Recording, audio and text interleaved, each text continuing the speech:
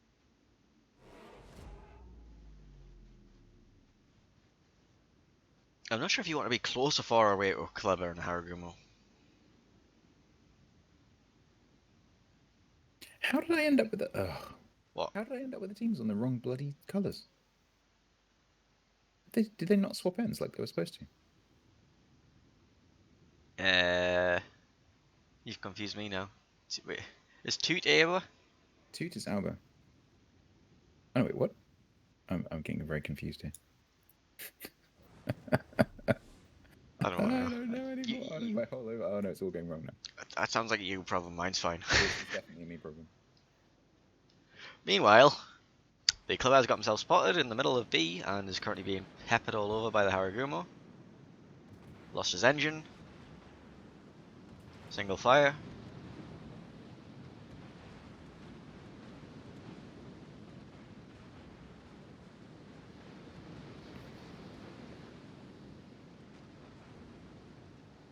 He did drop torpedoes towards the Haragumo, but they all missed, so not the end of the world.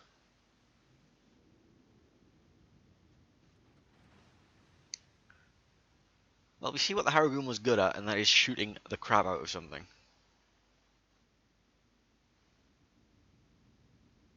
Yeah, unlike the Kleber, which kind of relies on its reload booster, and then between the boosters, it's not really that effective. Haru can just constantly bring that DPM. Sniper burning. Let's quickly take stock at the minute of what's going on. They have the 2 cap advantage, the 100 points up, the green team, but they are down on destroyer health, so they can probably force their way back into the B cap with the Haragumo. Get that, take that in their favour, because the Clubbear's not going to really want to risk much to come up and try it. The Alaska for the red team is pushed up behind that central island, so they have decent radar control over it. The green Alaska is also behind the same kind of mirrored island, again going to have decent amount of radar control over it. I think Zando is going to try and just reverse back into this cap here. Try and flip B.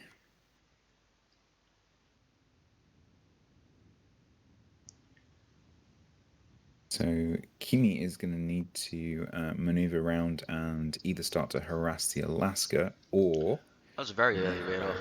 That was a very early radar. Or try to get B back.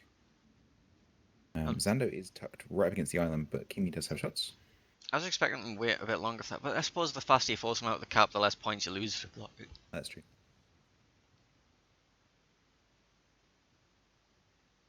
Since it's a already owned cap, you want to force them out as quickly as possible to stop losing points. So Zando knows now that the radar is going to be down. They don't have a way to hydro them through that rock currently. Which is why I'm not really a fan of that island position for the Alaska. Like this other island, you can at least hydro them out. Yeah, Zando will take this cap here. Kimi managed to get himself spotted apparently. Shots going out on him. That was radar from 09. Radar is still going. Zando has grabbed the B cap. That's not enough. Points are going to take back in the red team's favour, so toot. Wonder whether we'll see Zando reposition here or whether they'll just stick around B. He's probably just going to stick around B and either start farming. He Yeah. could rotate around to the bottom of C and try to force that That's out what as I'm well. wondering. Yeah, that's what I'm wondering. I think they'll try and put him in a position where he can smoke up and start farming something. But before he does that, they need to make sure they've got actual vision. Sniper is in a bit of trouble here, down to 22. Might need to just stick around the back of the island and get a heal in.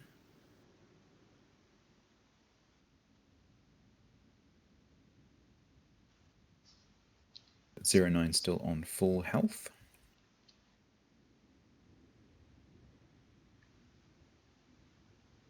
Gutierrez do still have the points advantage here, but that is going to melt away the longer they sit here with only one cap. So maybe TK going for A.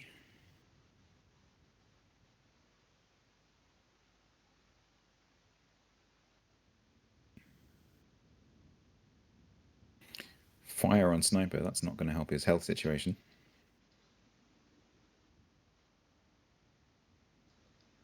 Better fire never hurt anyone.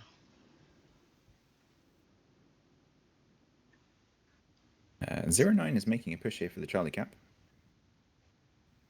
That's a worthwhile push. Definitely a worthwhile push. You get yourself lodged in that island, the Kleber's either gonna have to rush you or. Cross map from TK, that looks reasonably good. A little chunk. Yeah, 09 just using a bit of his full health to get up to this cap here, but TK is going to do exactly the same thing and go and grab A. Zando pushing up into position where he could potentially start farming Fixie. Provided they can keep Fixie spotted. Somehow. 09's radar will be coming off cooldown shortly. Do you reckon Kimmy's gonna be able to find himself a nice little rush route to that? I don't see what he would get to, because in order to get to Sniper, he's got to go past the other two, and I just don't see that happening. I was thinking And about if he's rushing the going to other go two. for 09, then obviously that's right next to the Harry, so that's probably not a good idea. Yeah, they're all very next to islands though. And if I'm in a Kleber, the first thing I'm thinking is, can I rush something? Can I rush something? Can I rush something? Can I rush something? That might just be me, but Okay. Radar out from TK. TK can actually encircle here, and they can put a lot of pressure on B. So Alba will be forced away from B. Sniper is rapidly running out of health. And going to come under fire here from all three ships, probably. The enemy is about to win.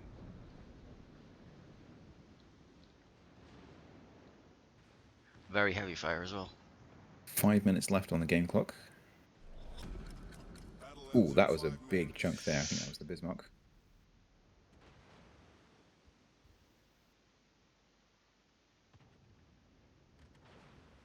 Kimmy coming under fire, but Sniper definitely coming off worse in that exchange. Bismarck just needs to limp to the corner of the map and hope to be left alive. Yeah, I don't think they're going to let him get there. Secondaries coming out from Fixie and some main battery as well. 900 health, 800 health, 100 health. It's potentially going to be a secondary kill. Still 100 health. Still 100 health. Here comes TK. Yep, TK gets the kill. Meanwhile, the Bismarck is pushed into the middle of the map and is now trying to farm him down. I don't think they have much of a choice though. Haragumo with a full AP. Nope. Seem to get away with it.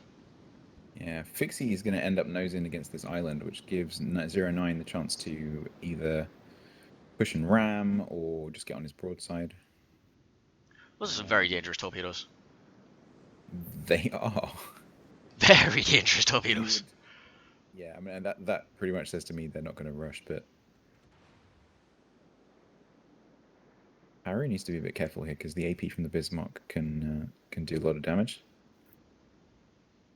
Pixie is pushing into those torpedoes, and they are Japanese, so they will sting.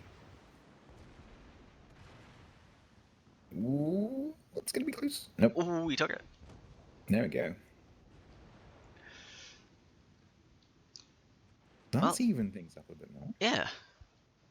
Not Haragumo's sure. taking shots on the cliff there. Alaska cross shots into Haru, HE. One shell finds its mark. Right, looking at the points though, this is it's time to make a move. We have 3 minutes left on the game clock. 826 to 800, 832, 832. It was bang on, but there is a 1.1 cap advantage to the green team right now. Yeah, green will start to pull ahead here. Alaska will also block the C cap, which is going to accelerate that as well. I think this is going to come down to kills. It's going to come down to kills. Alba are going to have to do something. So I think you're going to see Zando try to push Kimi, but TK is ready to receive that push or intercept that push. 095's radaring, still.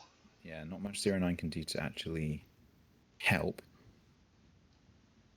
That's going to sting. Can't hang around, Zando. You got to go. Interesting Now it's done. torpedoes. There's Haru, not the fastest accelerating in the world.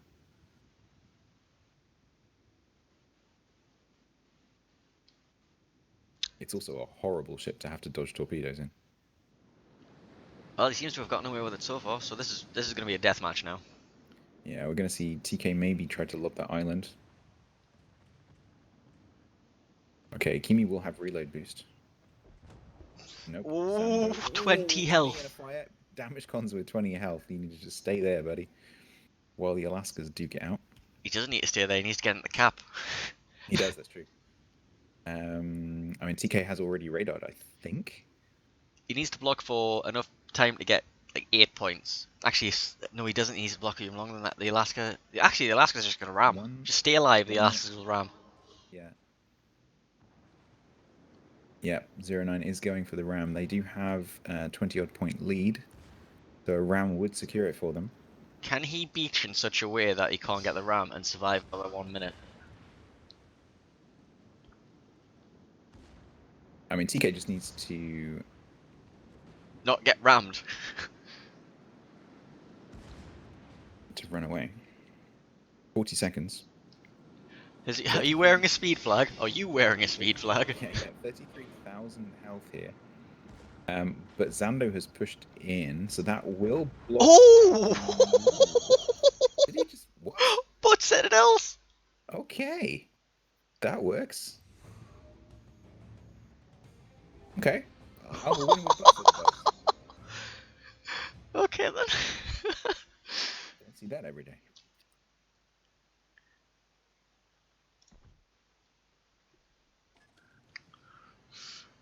Well, looks like we're going to a tiebreaker. How many Citadels was that? It must have been 3, at least. What's the alpha on an Alaska's AP? I don't know. 5. Cruiser. What? Who told you that? Oh, 5. Oh, okay. Really? So, yeah. How? That ass. That ass is flat. It's like a Des Moines ass. 5? Because not only do the shells have to go through the transom, they also have to hit the citadel, which is not right there. It's a considerable way into the ship. Holy cow.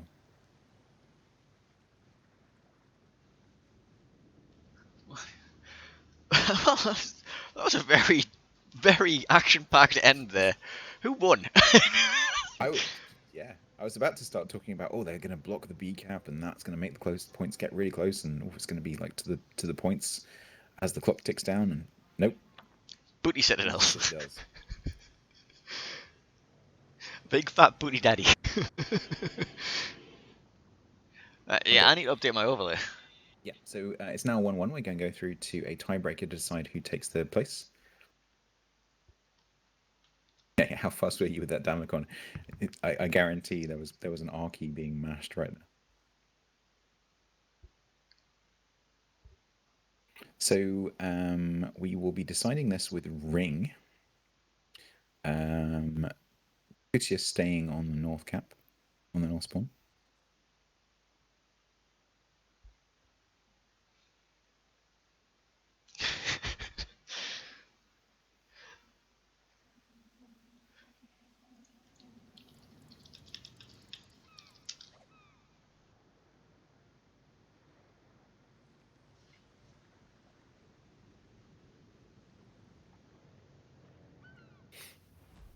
Okay, here we go. It's the big one. The third place final game. For the grand sum of €5 each. You joke. I mean, there's a lot of people out there who be like, that can buy you an entire subscription to somebody's Twitch channel, and you can get googly eye emotes. You can get googly eye emotes.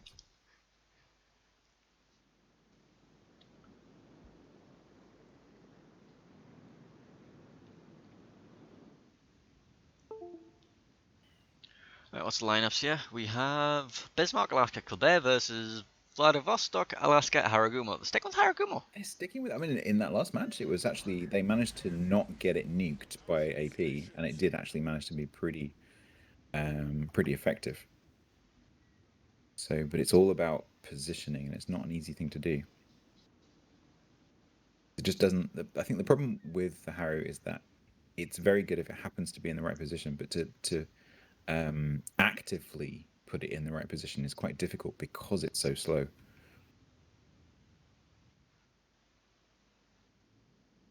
Okay, so we're seeing both teams kind of favoring the Charlie end.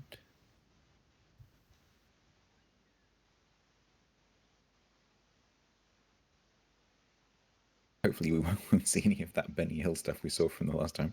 Why not? I want to see all of the Benny Hill stuff. But actually moving Benny Hill stuff, not just like very, very slow rotation Benny Hill stuff. I want to see them all just pile into C and have a big fight. Into C, B, into the Thunderdome. Good deal. We should use this map for the Torp jousting. We have, a couple of times. Have we? Okay. I think the B cap will work quite well.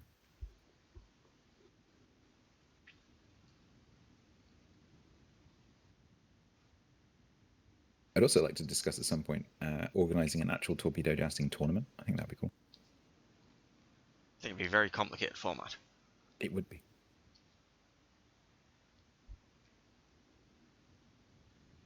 Organising that would be a nightmare. Yes, it would. Okay, Kimi is initially going to get the C cap, but oh yeah, because Xander's going to try and cap B. But He is in T-Cause radar range. that is a dangerous position Xander is taking there. As long as he doesn't go backwards anymore, TK could do some significant damage. I think he is hydroed right now. Probably.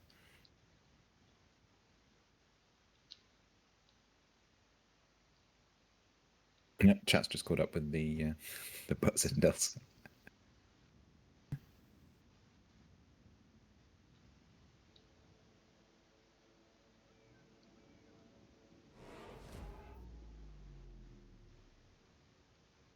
Le big Okay. oof. Kimi pops out through the cap towards Sniper. TK is going to force himself through the middle of the cap, which is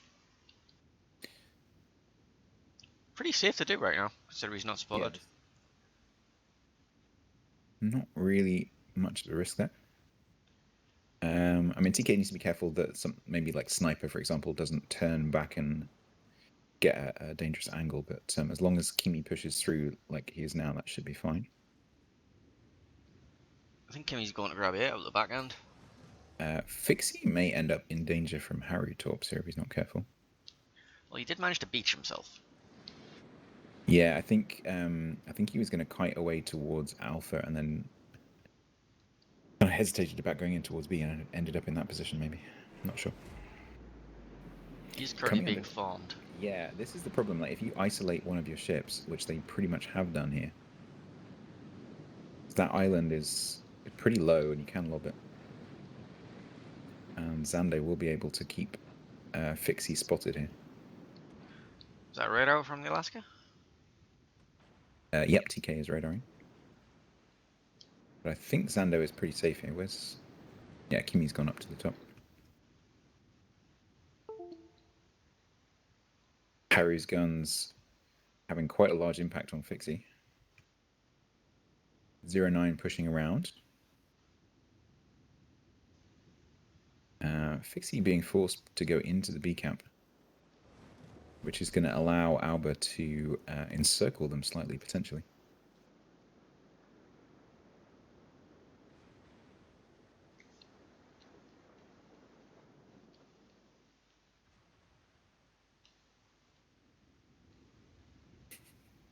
My chat just trying to work out how many citadels that would have been.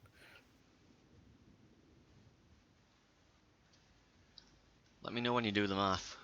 The maths. If you missed it in chat, by the way, it was 6. We Painswell asked them.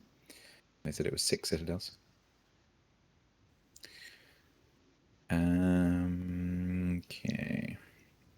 Fixie just ducking in to get a bit of health back. TK taking over a bit of the tanking. Sniper positioning quite aggressively towards Bravo. And in the meantime, Kimi has turned around and is going back towards Zando.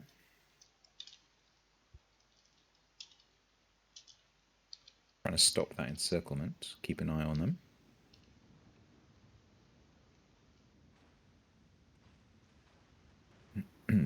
I think while it looks like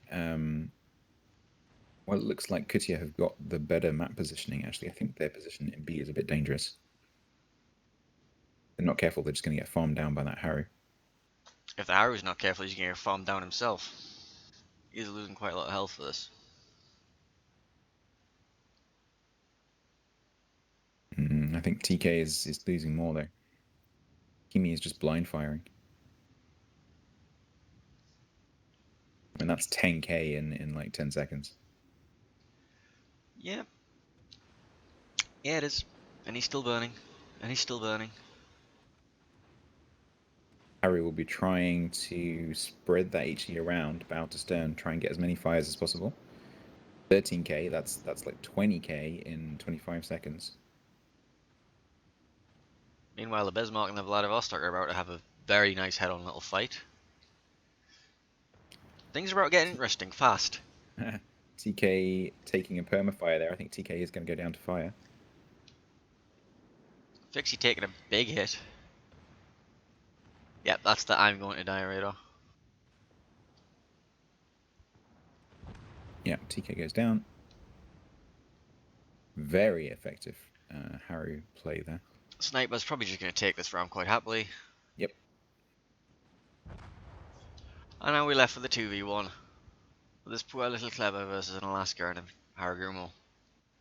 Clever is way out of position. I don't really see what Kimi can do here.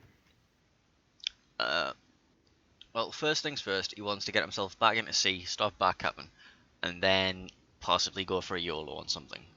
That's his I plan. don't think he's going to do that. I think what he's going to do is turn towards A and try and intercept the Alaska as it comes out of the other side of B. As long as he gets towards the caps where they need to be, because he does have a 2-cap advantage right now, which they have to go and neutralize. Yeah, I mean, that's the first thing, is to get back towards the center. One problem at a time.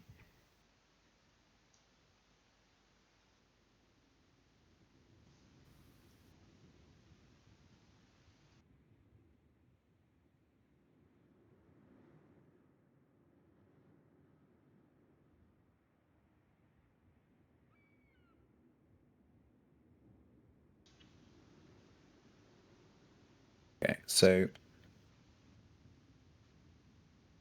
the points clocks have evened up a lot more. The clock on the game is such that I think now Alba will definitely win on points if the clock runs down, but I don't think that's going to happen. Why is Zando torping that way? That means they have no idea where he is. They don't have RPF. Well, look at those torps. I mean, why would you torp that way if you knew where Kimi was? I think they've assumed that he's doing what you said he would do, which is go round the back towards Charlie. So Kimi this is unannounced. I'm going to go to the Alba view here. Yeah, he's not hydroed. So they've got no idea. 09's guns are pointing the right way. Oh, Here now he he's comes. spotted. Here he comes. It's the YOLO time. You've got a YOLO in Alaska and a Haru. Well, he's got the torps out. First set He's torps taking out. the guns at the 09 Haragumo. He's accelerating. 1 or 2 might actually connect. 3. Other side. Oh. Yeah, there's no way. No, heroics. Heroics. Yeah, no way. Okay, well, Alba, in that case, will take 3rd place, 2-1. Congratulations to the Toot team. Toot. Toot. It's the most. That's definitely the most fun name to say in this tournament. Toot. Yeah, and you look at the way it's spelled. It's definitely toot and not toot. Toot. Toot. Toot. Yeah, GG to the teams. Good game. All right, we will now see the best of 5 final. You change over to the tournament.tv so you can see the journey we have taken.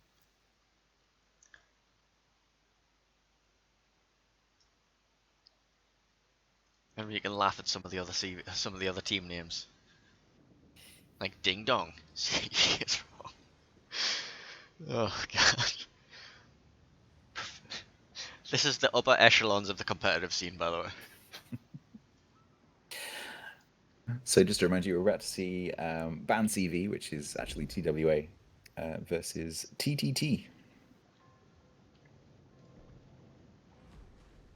Excuse us for a second while we just figure out what's happening, what's going on.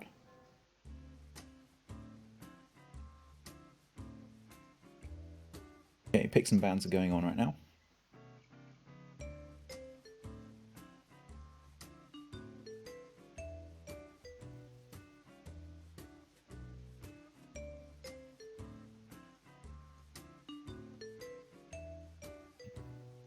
By coin flip, it's decided that TTT may pick the first map and spawn, and then Ban CV may pick a map and spawn.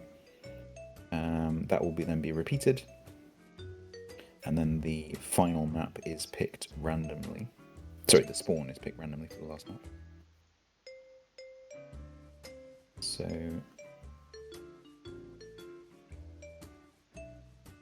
Prospinosia will pick first. Actually, TWA actually pointing out that they are on top of the bracket, and so therefore they should pick first. I agree.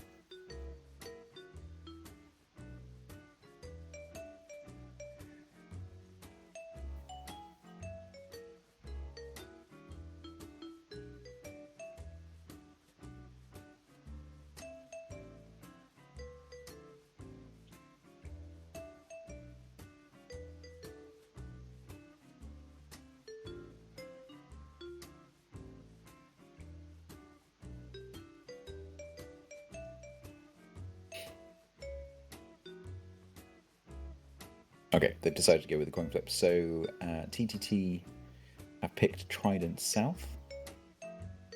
TWA have picked Ring North.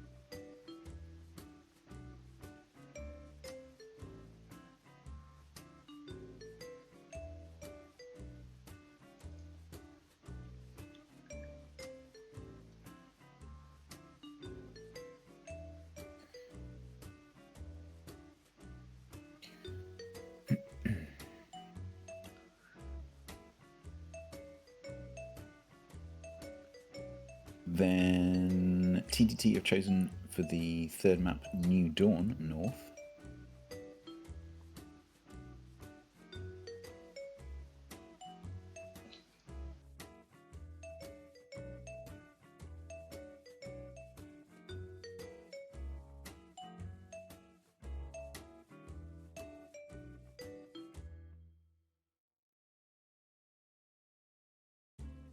And then for the fourth map, Bansi v TWA have chosen Fault Line North. And then the spawn for the last map will be chosen by coin flip.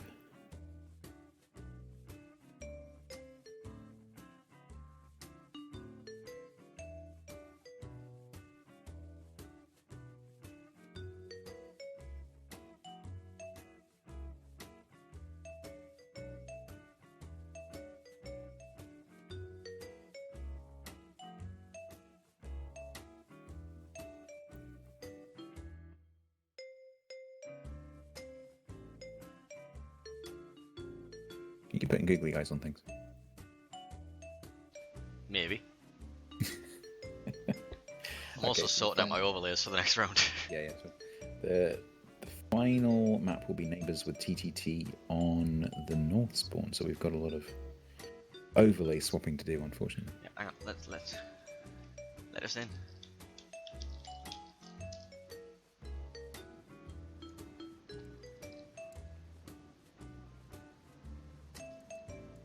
Who's the creator? Don't know yet. TTT, so it's going to be...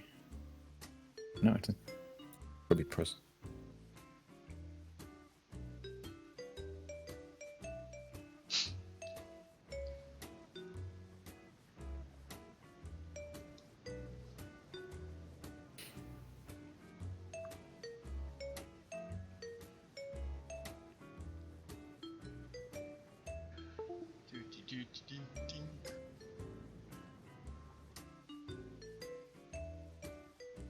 Okay, what's up?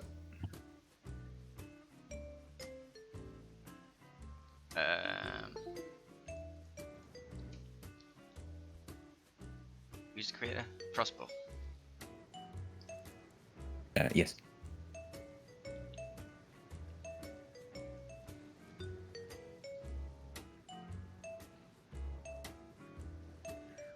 They have arrived.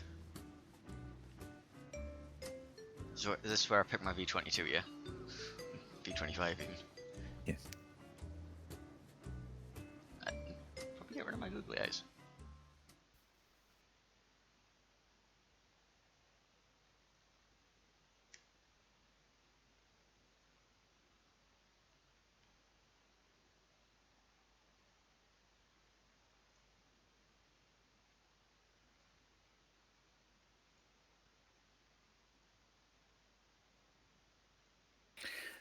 So, this is going to be best of 5.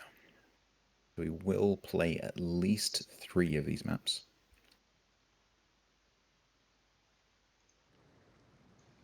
Both of these teams very experienced competitive players. I think if I remember rightly, all 5 maps are being played as an exhibition. Oh, it could be. Yeah, it could be. Teams don't usually like doing that, but... No, it's like, oh look, we lost. Time to get 5-0'd. Yeah.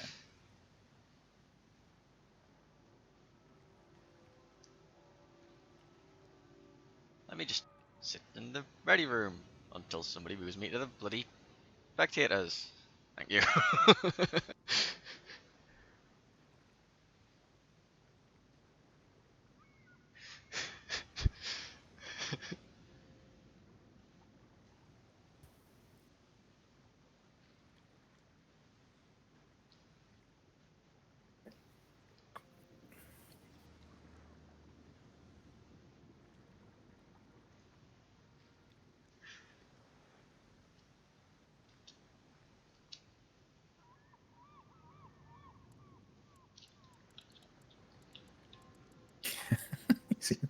seen the chat? Yeah, I'm debating typing inside my boobs. I feel like I owe an apology to a certain stone. Did he turn up in your chat? No, he's No. just in this game. It's okay. I've been called that before.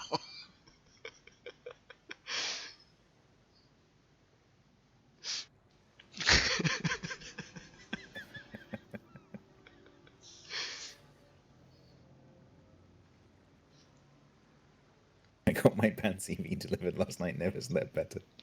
For those of you that didn't see the Masters, it's worth going onto YouTube and finding the clan adverts in inverted commas from the Masters tournament, because they were pretty funny. Band CV was a parody, like insect killer spray for getting rid of carriers. You see, what it also comes like at the highest level of World of Warships gameplay. also comes the highest level of World of Warships memes. Absolutely. These guys are masters in the art of memes of World of Warships. Okay, everyone's saying ready. Just assume that streamers are always ready.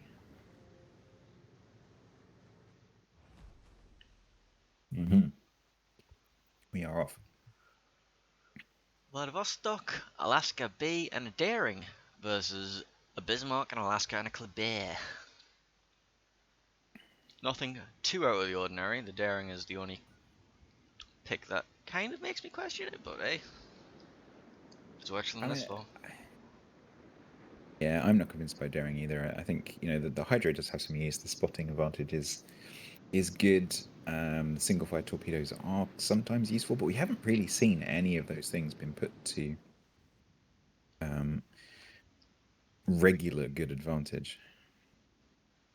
In my mind, Kleber is being a bit more effective, but we'll see.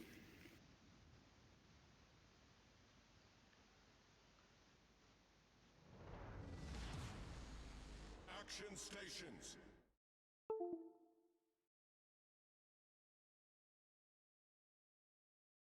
Okay, Daring and Kleber both heading towards Charlie.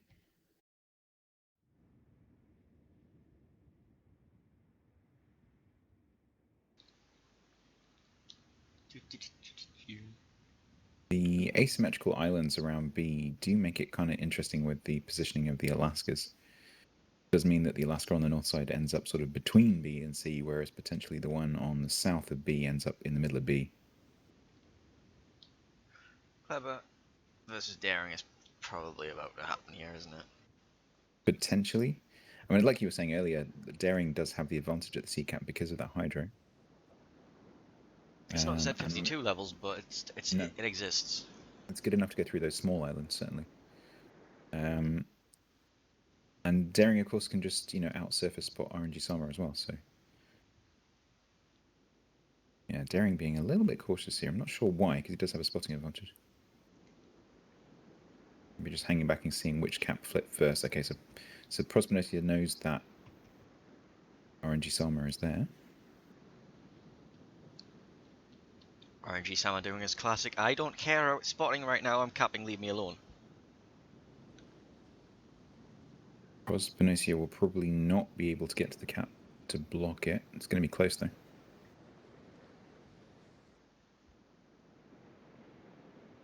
Shots being exchanged from the larger ships. Yeah. We might block, actually. Yeah, he has. Okay.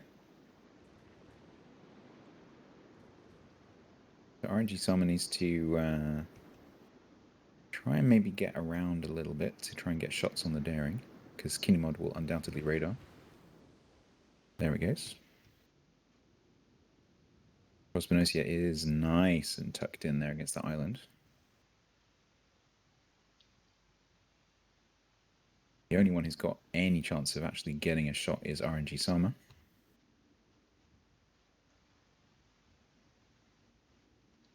But I think very they're just risky going to to do leave him. so. Yeah, they're just going to leave him get it. Meanwhile, we have I was about to call him Papegastone. Yeah, well, screw it, he's Papegastone now. Papegastone's gonna push his way into A.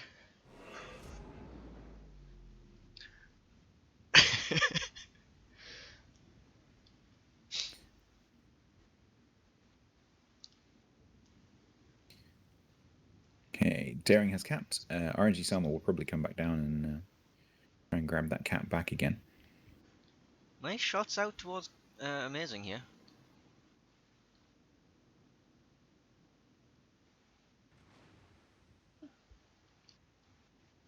We may see a battleship brawl, potentially. Oh, that'll be interesting. I think we haven't really seen much in the way of battleship brawls. Depends what these two do. If one free hug turns towards A. Well, it's either that or give up the cap.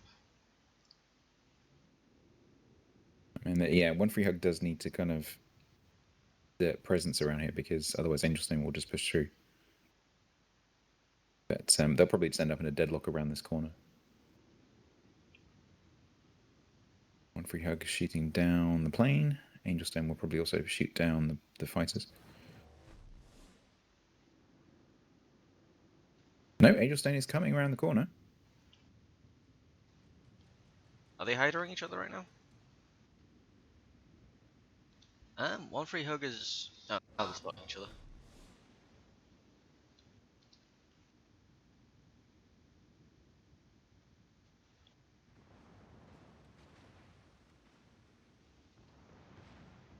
So in a brawl, Vladdy does have a significant disadvantage because of being able to be citadeled much more easily in a drive-by. So one free hug having to pretty much just run away, but he's running into the other two.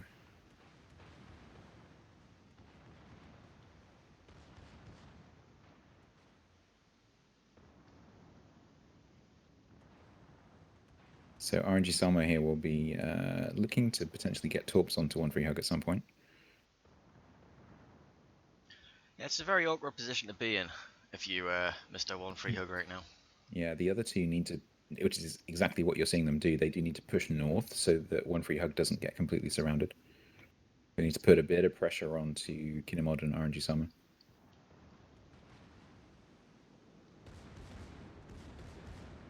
Lovely superstar shots. Yeah. The Angelstone doesn't pose a huge risk while he's in this position to one free hug. It's the other two that one free hug needs to really worry about. I mean, you say Angel Stone doesn't pose a huge risk. It will add up over time, of course, but it's really RNG Salmo, putting Torps across the cap or something like that. It's gonna end one free hug.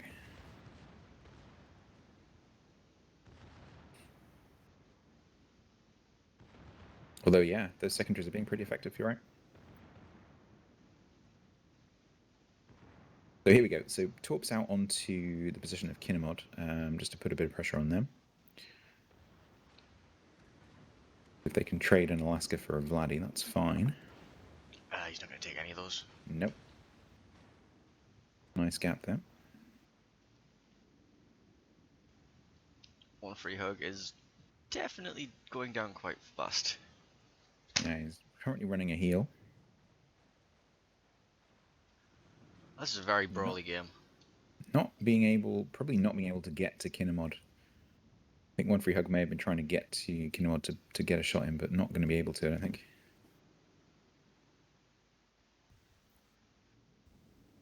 Yeah, that was a lovely push from Angelstone earlier on to push one free hug out.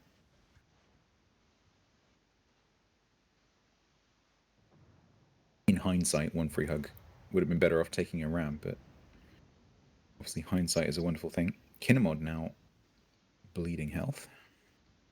I mean, if I was in a battleship charge with Angel Stone, first thing I'd think, screw this, I'm ramming him. Pretty much. Let's just take the even trade. Yeah. Yeah, Kinemod is probably going to go down here to fires. You can see Prospinosia trying to get that tail fire to complement the other three. That was probably a damage con.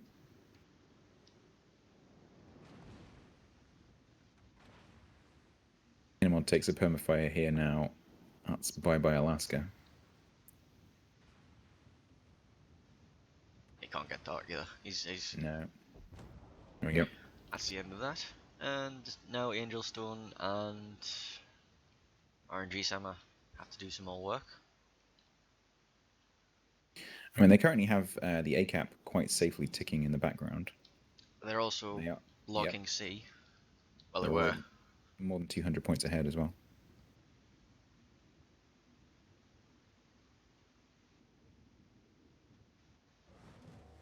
I guess B just before the shells arrive for the reset.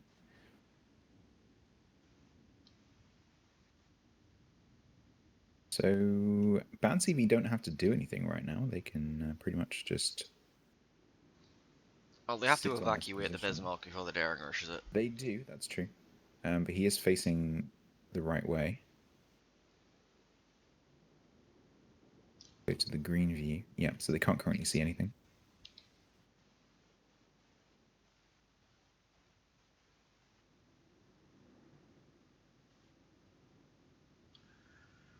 Can Angel Stone see the Daring yet? Nope, they can't see anything. There we go. Daring is on Hydro. The enemy is Let's see what Angel Stone's response is. Yeah, I mean, pretty much he's got to accelerate because if he keeps reversing, there's nothing really that can stop Prospinosia getting to him. So here he goes, yeah, accelerating. It's very difficult to torpedo a ship that's running away from you. And Kleber will be there to intercept the Daring as it comes around the corner. Because Amazing will be behind the island for a little while. Oh, he's committing. I mean, they've got to do something. There we go, Torps in the water. They shouldn't be too hard to dodge because Angelstone is currently running Hydro. Can afford to take a couple. Probably actually going to dodge all of them. Yep, no problem at all. And that has drawn Amazing out.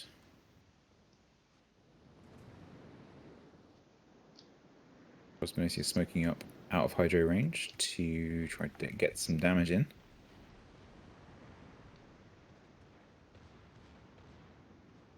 Amazing trying to get round on Angelstone's broadside now that he's sort of stuck against the island. RNG Summer just trying to predict where the Alaska's going to go. Either predict or force where he's gonna go. Yeah. Angelstone turning back in towards the cap, not wanting to... RMG sounds let- blind fire on that daring there. yeah, it's pretty effective. That's Yep, that's pretty wow. incredible fire.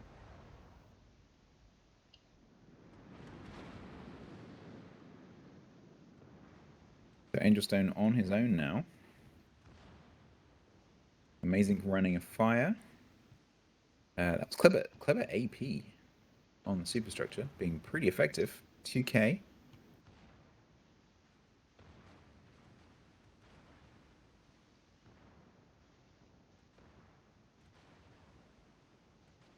I think superstructure now is saturated, but it's not going to matter because Angelstone's secondaries are going to do the work.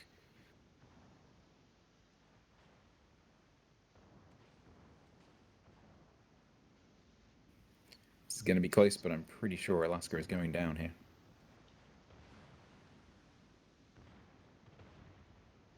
Whoop. Yep. That'll be 1-0 to Man CV.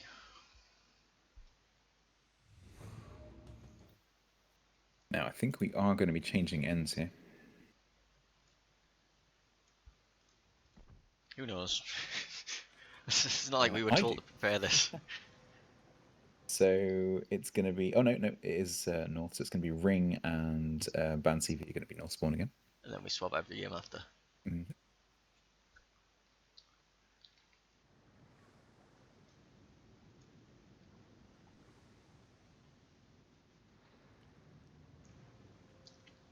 Very aggressive Angel Storm positioning I'm expecting to see.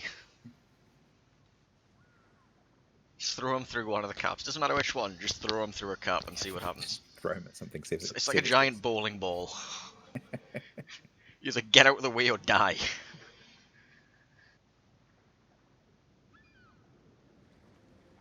That's why not.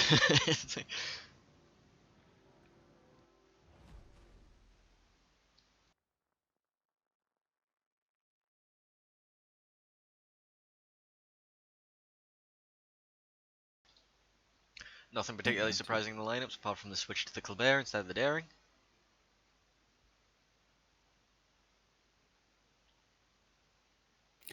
Yeah, Bismarck brings the close range tankiness, very hard to citadel. Vladivostok brings that close range accuracy, which is really strong against everything, but particularly against the destroyers. But obviously brings that citadel vulnerability.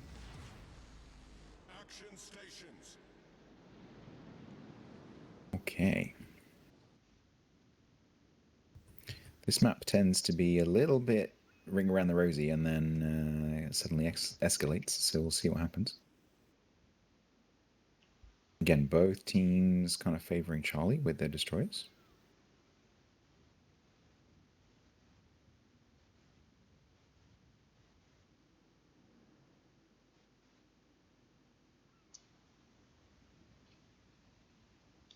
RNG Sama may be going for B here. Yeah, pretty sure.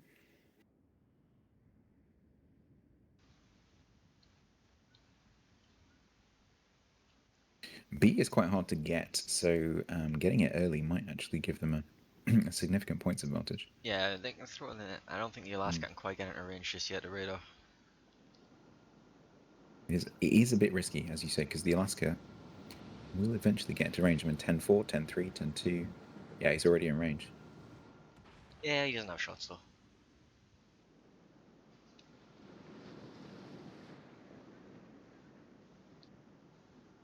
There goes the radar. Now, an amazing lob this corner while the radar is running. I think he will be able to eventually.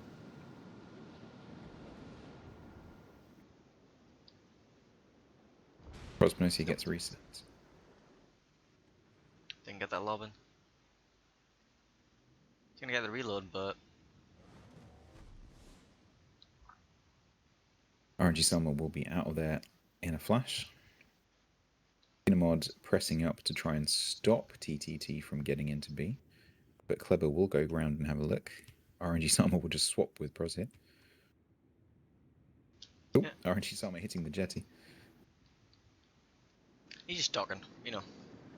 Gonna pick up some supplies for the journey. Pick up some RNG. Okay. Pros pushing in B, so the destroyer's just swapping on the caps. Alaska's in very similar positions here to try and exert some radar control over Bravo. There goes Kinemod's radar. You can't quite see Prozo, no. I'm getting a feeling that there's about to be a bowling ball coming through. There, yes. Bowling ball is moving, that's true. That's a reset on the Kleber there. RNG Summit does get Charlie. Amazing does get A, but Angelstone will be moving in very shortly.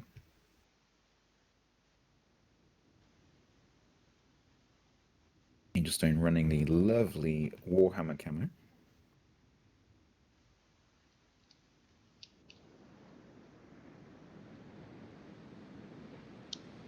Look for the blood god. So let's switch to the TWA view here. So Alaska is inside Angelstone's Hydro. Looks like Amazing is reversing round. He is. Not entirely sure why. Bait. But what's baiting for? Possibly.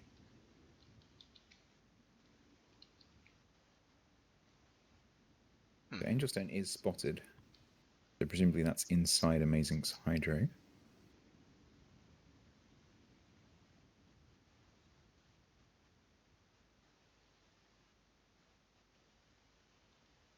RNG Selma moving to try and block Prospinosia. Cap does flip, but RNG Selma straight in. And here we go, Angelstone, bowling ball in motion. First shot goes everywhere. Amazing. Pressing the nope button. Prospinosia coming round potentially to set up some kind of rush. Yeah, and then Kinemod's probably gonna move forward and intercept that. Yeah, this is a very chess-like game here. Move, counter move, move, counter move.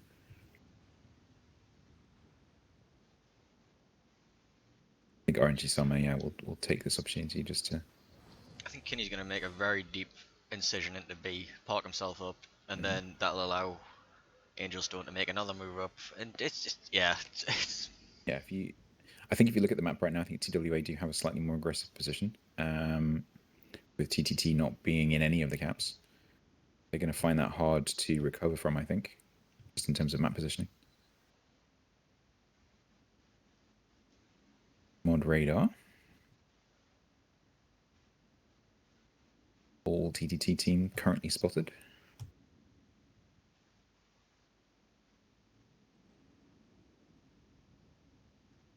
Amazing, just about down to half health there. AP out from Bismarck. Yeah, that's a good 7k there. And another little chunk. Amazing can treble now, 10k, 12k.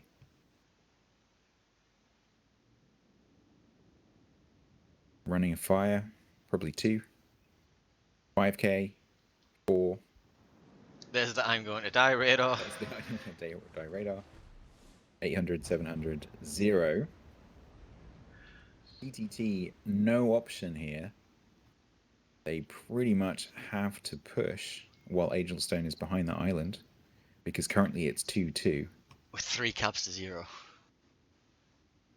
As soon as Angelstone comes around that corner, it is 3-2. So they've got to go right now.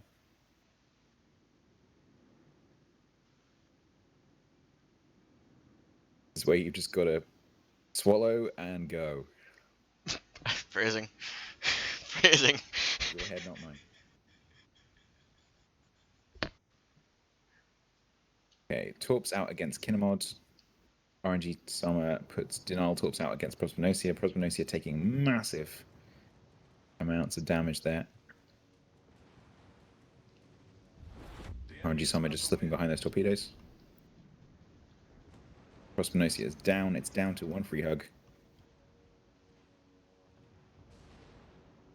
RNG Salma pushing forwards. He does have some torpedoes left on the other side. As long as his torp tubes don't get incapacitated. There we go. Torps out. Doink. Doink. And that's 2-0. It is. That was a very quick game. Yeah, the beginning of that was very chess-like, where both teams sort of like making a move and then trying to counter the other team's move and counterplay. And then it all changes in a second.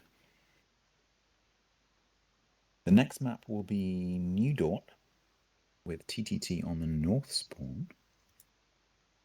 Yep, so we're doing the very professional overlay swap. Professional switcher changer. If I can actually get it to move. There we go.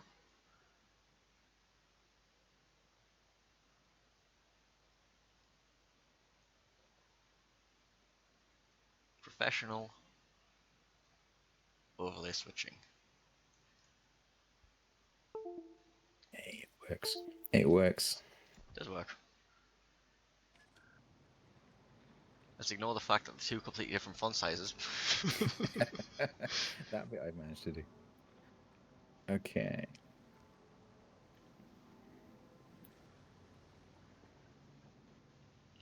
We've moved on to New Dawn. I haven't seen this map in a while.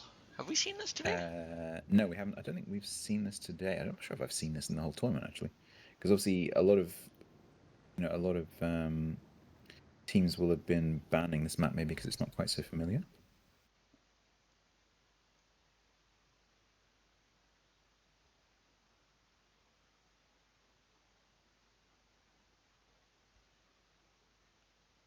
So this is, although we may end up playing all 5 maps just for the spectacle, this is effectively tournament point for TWA Ban CV.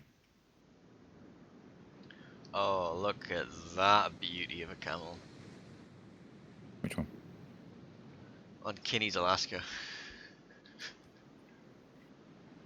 Yeah, he was wearing that earlier.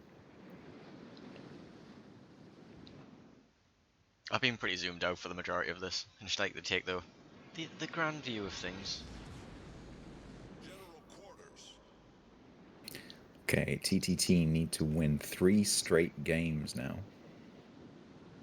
It's doable. It is doable. Game face is on. Both destroyers going north. They're bringing back the daring. This map is pretty asymmetrical, with that massive island to the north of the B cap, or northeast of the B cap. That just doesn't exist on the south side really. So does have a potential for the green team to sort of accidentally divide themselves. You can see 1 free hug there going behind that island. They need to be really careful because 1 free hug is not going to have shots if the other 2 encounter something. If he continues to push.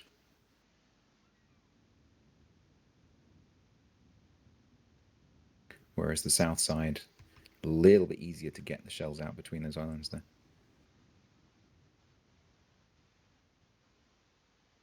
Okay, Daring may well spot Kleber here. Go to the green view so we can see. Yep, he is spotted. Shots will be going out against RNG Sama.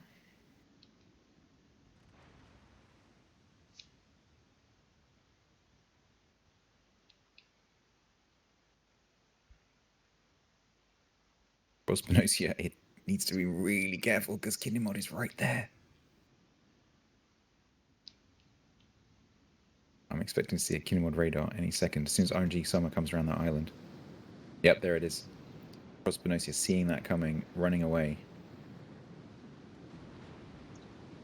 Second radar delay ends, and here comes RGMs. RNG Samas. Shells from the clear. Big chunks. Yeah, that is being very effective. Obviously, Daring does have the advantage of having a little heal, but it's not a huge heal. Double fire. Just be trying to get out and go dark here. You go to the TV. Still spotted.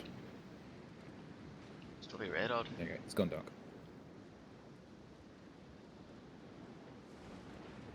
Still eating that double fire. Yeah, that's put Daring at a significant disadvantage here against RNG Summer. Big chunk meanwhile- on him, Kimmy. Or meanwhile, Kinemix. One Free Hug is going to move into Charlie, but there's no way he's going to cap.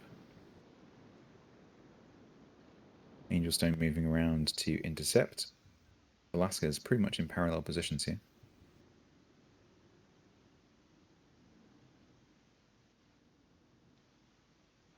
Angel Stone taking a whack. Yeah, that is a chunk.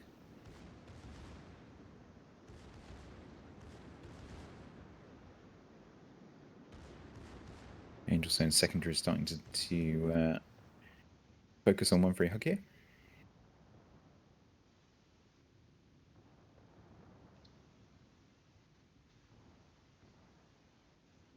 Amazing. Just nosing in towards Bravo.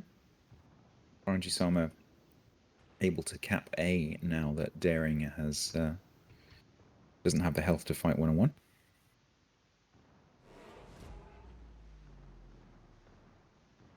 Angel Stone actually losing quite a lot of health in this exchange. TTT with a slightly more aggressive positioning, although One Free Hug is in a pretty forward position here. May be able to duck behind this little island. RNG Sama has picked up the A cap for Man CV. Daring's going to come through and look at Bravo. Nimod moving around to make sure he's there for One Free Hug.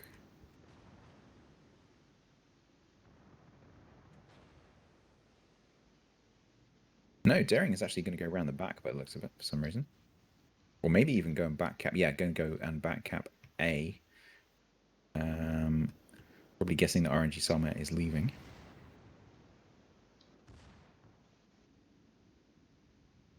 But I think we're going to see one of these teams lose their battleship. My bet is that it's going to be One Free Hug. Currently running 3 fires. Turns out, you don't like being on fire in a Vladivostok. Who knew? His DCP will come up back off cooldown. There it is. The advantage of the Russian battleships, of course, is they have quick DCP.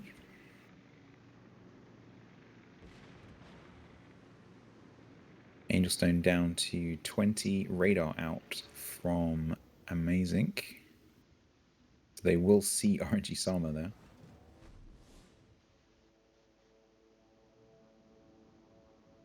Counter radar out from Kinemod.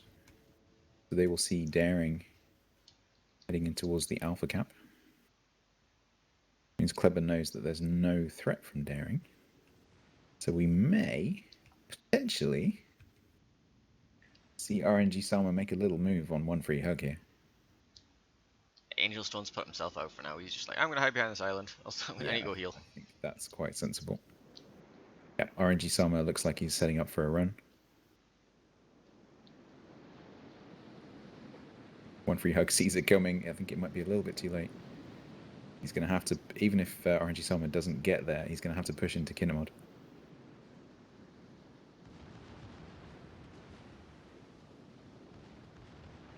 Warps out from RNG Sama. Does one free hug have the room to maneuver? I don't think he does. Probably going to take one on the stern. Maybe two. No, he's over. Is he Just the overturning? one. No, just the one, I think. But He has that is more. a beautiful broadside he's giving to Kinemod. Unless he turns. No, he has turned. But wait, there's more.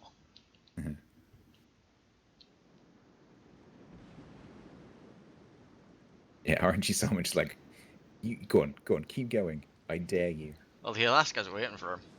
Yeah, no, they've got Amazing. him It's just total like, oh, control. There's only one direction that one free hug can go right now.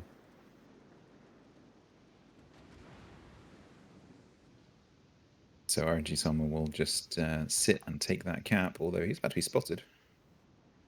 One free hug turning the guns. Russians have extremely fast turret turn. Reset on RNG Sama. RNG Sama could get a bit of a whack here from the Vladi before it goes down.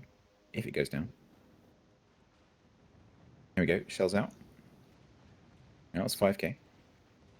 Still chunking. Still chunking. Could have been worse. Daring opening up now.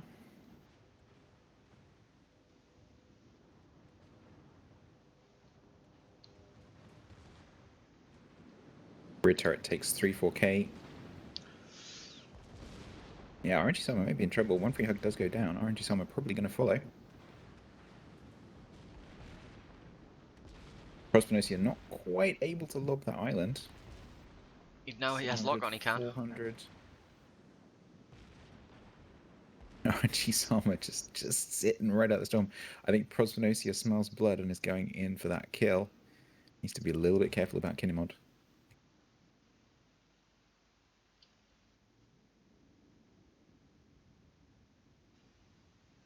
While Daring makes this move, amazing is Oof, risky torpedoes again.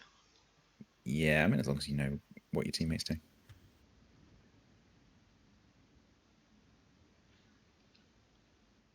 Yeah, Prospinosia does need to open up fire, otherwise amazing is just sitting there in the middle on his own. Kinemod, I think, smelling those torps coming, going round the back. Oh, he's going to smoke up and stop there. Trying to take some health off Kinemod before he comes around the island. Amazing having to push forward to avoid being broadsided. Guns are on the wrong side, so he can't actually shoot back. Trying to get some health off Ailstone, maybe waiting for RNG Sama to pop up. Honestly, his best bet is to take as much out of Angel Stone as possible, and then get the ram on Kinney, because I think the Yeah. Daring could probably kill off both of them. I agree. I mean, RNG Sama's Oof. a one shot, and then Angel Stone is burning in quite a lot here as well. That's 3 fires running. Okay, Amazing goes down, but Angel Stone's still running fires. Maybe not kill him, but This is yeah, still left him on technically 6K. winnable. It is just about. Prosmosia should be able to get a shot off here at RNG Sama, maybe. Nope, RNG Sama timing that perfectly. Oof. Oof. Yeah, that's Battle not ends pretty. in 5 minutes. Yeah, Angel still not Stone will- winnable. Angel Stone will just run the hell away here. Although, Yeah, if he can get 6k quickly onto the Angel Stone, is Bit Angel Stone risky. going to risk it around this corner? Angel Stone's got manual secondaries. They're pretty tight at this Angel range. Stone's beached. Never mind.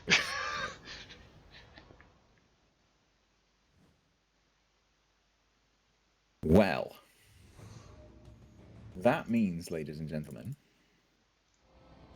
that TWA, Ban CV, one of the two teams that TWA entered, have won the tournament 3-0 in the final. However, I think we are going to play the other two battles. I'm not sure. No, TTT have left, Yep. and the training room is closed. Okay. That's it. Show's over. Go home. Okay, thanks, bye. Apparently, we're not having a 5-game show tournament. Never mind. That's fine. So, yeah, TWA going through to win 3-0. Hey, well. GG.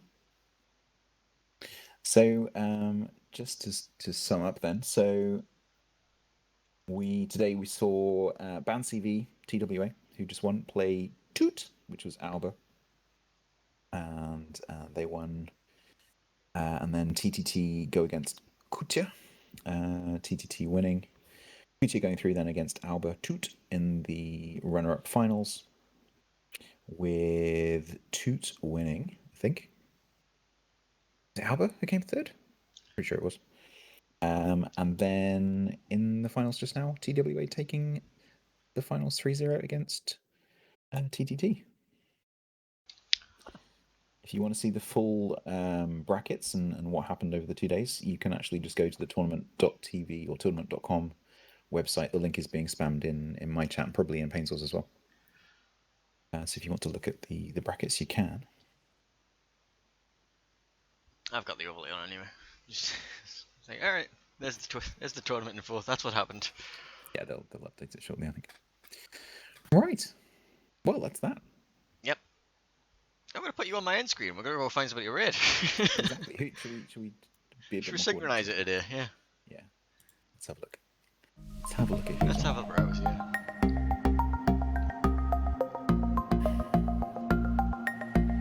How about we go and raid Choice Arena? Sure, why not? Are we waiting till the end of the countdown?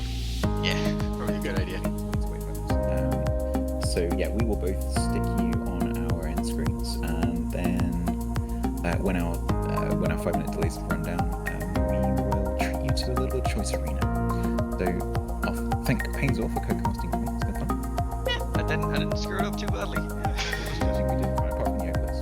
We did. Oh yeah, the overlay magic. We did fine. I think we probably had better overlays than everybody else though. We managed not to insult too many people. We didn't make too many mistakes. And that's a success. So thanks for that. I'll catch a bit of it. I think I'm actually going to stream a little bit later. I don't know yet whether it's going to be ships or something else, but I will be back later. And I will catch you soon. Yeah, bye.